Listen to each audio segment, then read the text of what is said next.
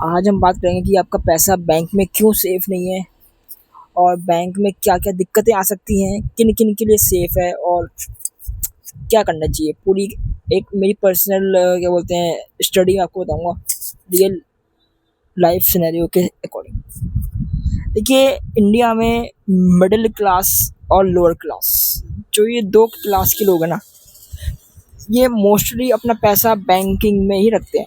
चाहे वो एफडी की फॉर्म में हो, चाहे वो आपका सेविंग अकाउंट में हो बस। तो बैंक में पूरा जो है इनका एक मतलब समझ लो पूरी इनकी नेटवर्थ या औकात बोल लो या हैसियत बोल लो, सारी इनकी बैंक में ही डिपेंड होती है। अब वो बैंक इनको एफडी है तो वो 7-8% का ब्याज दे देगा, 6% का ब्याज दे देगा। और सेविंग्स अकाउंट है तो वहाँ पे भी अपना ये यूपीआई वगैरह करते हैं, उसके लिए रखते हैं। तो आज बात करूँगा कि कितने रुपए तक सेफ है और आपको क्या करना चाहिए। देखिए बैंक में चाहे कितना भी बड़ा बैंक हो, चाहे कितना भी छोटा बैंक हो, तो सारे बैंक आरबीआई से अप्रूव और रेगुलेट होते हैं, जो कि मतलब अच्छी बात है। क्योंकि छोटा-मोटा बैंक से आप या मैं अगर बैंक खोलेंगे तो हम पे पहली बात तो इतना पैसा नहीं है बैंक खोले, बहुत पैसा चाहिए, फिर आरबीआई का अप्रूवल चाहिए जो ऐसे नहीं मिलता है, अच्छे-अच्छों को नहीं मिलता, बहुत बड़े-बड़े लेवलों पे जाकर के बैंकों का अप्रूवल हाथ आता है। ठीक है? आप मतलब ये समझ लो कि बैंक एक हद तक मतलब सही है कि ठीक है भाई आरबीआई द्वारा वो रेगुलेट है। जैसे शेयर मार्केट में सेबी है, ऐसे यहाँ पे आरबीआई है जो देखता है हाँ भाई ठीक है भाई काम वाम अच्छा हो रहा है नहीं हो रहा है या कोई दिक्कत तो नहीं हो रही। लेकिन इसके बावजूद भी बैंकिंग सिस्टम में लूप होल्स निकल के आ जाते हैं या कभी कभार हेर फेर हो जाती है। खैर वो एक अलग टॉपिक है। हम बात करेंगे कितना पैसा बैंक में सेफ है। तो जी आप ये देखिए, आप ही मान लो कि बैंक में मोटा मोटा आप एक डीजीसीए करके एक मतलब होता है इंश्योरेंस होता है आरबीआई का, उसका नाम मैं भूल रहा हूँ, उसके अकॉर्डिंग जो है 5 लाख तक आपका पैसा सेव है। यानी कि सेफ का मतलब है कि अगर कुछ बैंक में होता है तो सरकार को पैसा देगी 5 लाख तक। इसके ऊपर का पैसा है तो थोड़ा सा आपको दिक्कत आएगी, लेकिन कहाँ दिक्कत नहीं आएगी आपको बताता हूँ कि हमारे बैंकिंग सिस्टम में ना कुछ बैंक्स ऐसे हैं जो डी सिप में आते हैं, यानी कि जिनको सरकार डूबने नहीं देगी या टू बिग टू फेल, यानी कि उनका फेल होना नेक्स्ट टू इम्पॉसिबल है। जैसे एसबीआई और आपका आईसीआईसीआई, ठीक है जी, और ऐसे करके एचडीएफसी, ऐसे 1-2 बैंक और हैं बस, यानी टोटल 4 बैंक है डी सिप बैंक। आप सर्च मारना गूगल पे डी सिप बैंक क्या होते हैं और क्यों ये डी सिप बैंक्स सेफ होते हैं और क्या इनमें दिक्कत नहीं आती। तो मतलब मोटा मोटा ये समझ लो कि आरबीआई ने पूरे देश में सिर्फ 4 बैंकों को डी सिप बैंक बोला है, यानी कि जहाँ जो बैंक का फेल होना नेक्स्ट टू इम्पॉसिबल है, होगा तो सरकार उसमें पूरा अपना जी जान लगा देगी, क्योंकि अगर ये बैंक फेल होते हैं तो पूरी अर्थव्यवस्था हमारी खराब हो जाएगी। जैसे एसबीआई है, अगर एसबीआई फेल होता है तो आप समझ जाओ पूरा हमारा क्या बोलते हैं इंडियन इकोनॉमी डूब जाएगी। तो इसलिए सरकार वहाँ पे पूरा अपना ध्यान देगी और पूरा उसको बचाएगी। ऐसे एसबीआई, आईसीआईसीआई, एचडीएफसी और एक बैंक और है, मैं उसका नाम भूल रहा हूँ, 4 बैंकों को ए प्लस में रखा है, यानी कि सबसे टॉप की जो सिक्योरिटी है वहाँ पर रखा है। तो ऐसी बात नहीं है कि बैंकिंग में पैसा सेफ नहीं है, पैसा सेफ है, लेकिन कौन से बैंक में वो मैटर करता है। वैसे आप पूरा ओवरऑल देखोगे तो 5 लाख तक सेफ है, ठीक है, लेकिन फिर भी आप आंख बंद करके है ना विश्वास नहीं कर सकते। विश्वास है लेकिन आंख बंद करके नहीं है। तो अब आपको क्या करना चाहिए मैं ये बताता हूँ। अगर आप कोई बहुत रईस व्यक्ति हो या आप बहुत ही ज़्यादा मतलब बिजनेस चल रहे हैं, आपके कॉर्पोरेट अकाउंट है, करंट अकाउंट्स वगैरह चल रहे हैं, तो अगर आपके मतलब बड़े बड़े बैंकों में अकाउंट है, यानी कि स्पेशली अगर डी सिप बैंक्स में अकाउंट है, जैसे S B I, H D F C, I C I C I, है ना, एक्सिस भी शायद शायद डी सिप में आता है, मैं कंफर्मेशन में नहीं हूँ। तो आप गूगल कर लो कि डी सिप बैंक्स कौन से हैं जहाँ सरकार अपना बेस्ट देती है। तो वो बैंकों में आपके अगर मोटे मोटे अकाउंट्स वगैरह हैं जो कि होते हैं, बड़ी बड़ी जो कंपनियां होती हैं उनके कॉर्पोरेट अकाउंट होते हैं वहाँ पे, और बड़े बड़े वहाँ पे करंट अकाउंट होते हैं। तो दिक्कत वाली बात ऐसी नहीं है कि आप हाय हाय मचाओ कि भाई मेरा पैसा डूब जाएगा, ये वो ऐसा कुछ नहीं होता।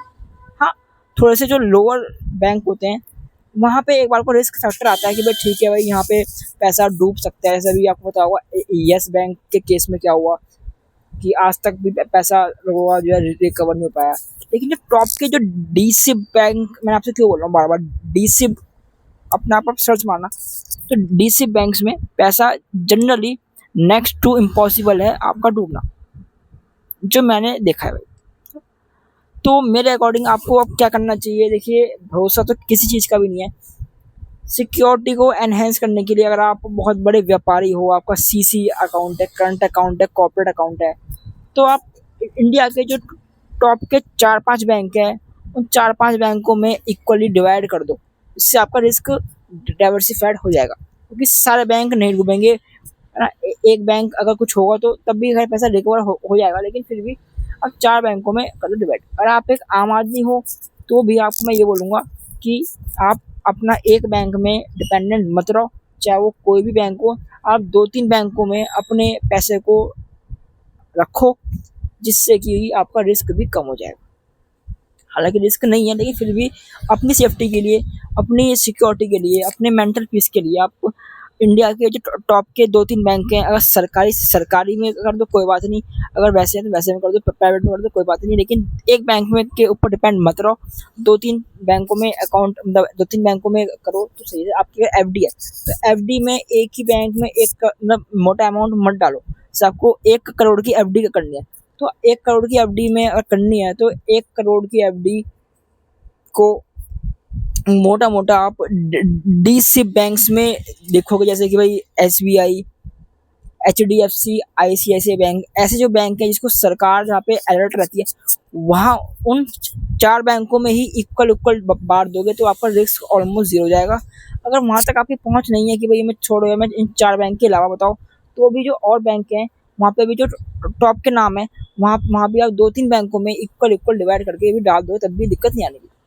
तो वो ये कि don't put your all eggs in one basket, है ना। ये इंग्लिश में भी एक बोलते हैं कि एक ही जगह पैसा मत रखो, चाहे वो कितना ही सिक्योर हो। तो उस अकॉर्डिंग आप चीज़ों को एडजस्ट करो, अपना दिमाग लगाओ, है ना।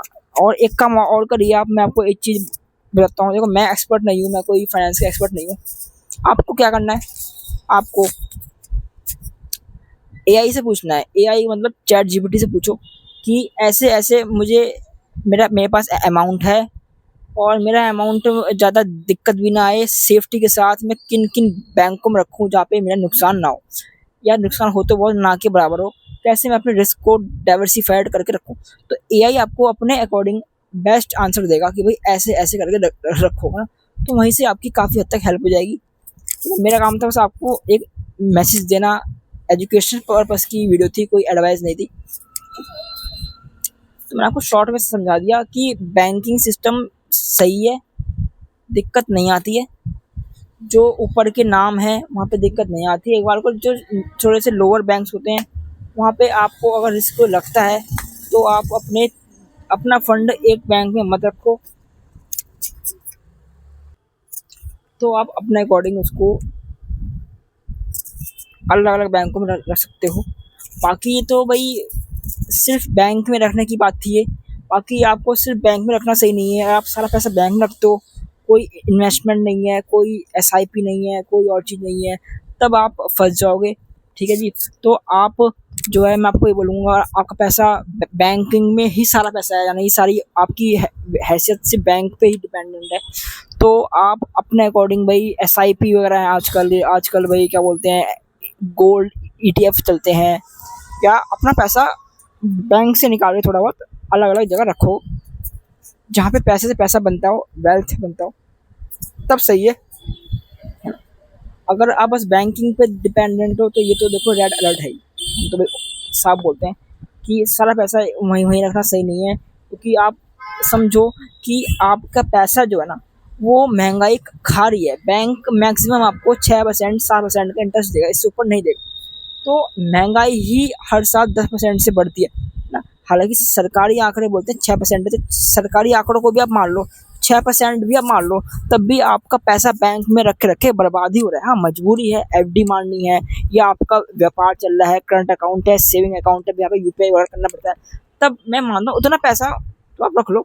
लेकिन सारा पैसा बैंक में रखना, ये मेरे अकॉर्डिंग सही नहीं है, ये फाइनेंस का एक नियम नहीं है। फाइनेंस बोलता है कि अपने आप को डाइवर्सिफाइड करो, है ना। जैसे आजकल एसआईपी वगैरह चल रहे हैं, म्यूचुअल फंड चल रहे हैं, या गोल्ड वगैरह चल रहा है, तो अपने अकॉर्डिंग चीज़ों को एडजस्ट करना, वरना आप ही का नुकसान है। इन्फ्लेशन आपका पैसा खा रही है ना। बैंक को कोई मतलब नहीं है, बैंक का तो बस ये है कि वो आपके पैसे को आगे दे देगा, उससे तो फ़ायदा ही होगा, लेकिन नुकसान at the end of day आपका ही होगा। अगर आप, हाँ, आप एक बिल्कुल रिटायर्ड पर्सन हो, इसके पास भाई सब कुछ हो गया, आप 60 साल के हो गए, आप सब कुछ हो गया, अब ना कोई रिस्क लेना है आपको, अब सीधा एफडी मान देनी है, तो बात अलग है। लेकिन आप अभी यंग हो, यूथ हो, या फिर सही उम्र के हो, ज़्यादा उम्र आपकी नहीं हुई है, तो भाई जी अपना सारा पैसा बैंक में लाना सही नहीं है। उसको वहाँ से निकाल के एक सही सही इंस्ट्रूमेंट में रखो, एआई से पूछो, एआई आपको बताया भाई ऐसे ऐसे करके रखो, तो मामला सही आएगा। अदरवाइज़ अगर आपके पास ऑलरेडी सब कुछ है ना, फिर आप पैसा बैंक में रखते हो, तो चलो बात समझ में आती है, हाँ भाई आपके पास ऑलरेडी और चीज़ें भी होंगी। तो ये थी आज की वीडियो कि शॉर्ट में बताऊं तो बैंक सिस्टम, जो टॉप के डीसी बैंक हैं वो एक हद तक सेफ होते हैं।